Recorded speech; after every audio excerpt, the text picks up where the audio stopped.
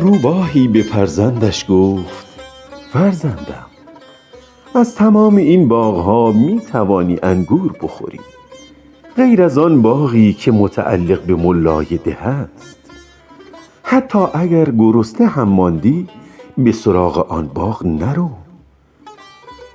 روباه جوان از پدرش پرسید: چرا؟ مگر انگور آن باغ سمی است؟ روباه به فرزندش پاسخ داد: نه فرزندم، اگر ملا بفهمد که ما از انگور باغش خورده ایم فتوا می دهد و گوشت روباه را حلال می کند و دودمانمان را برباد می دهد.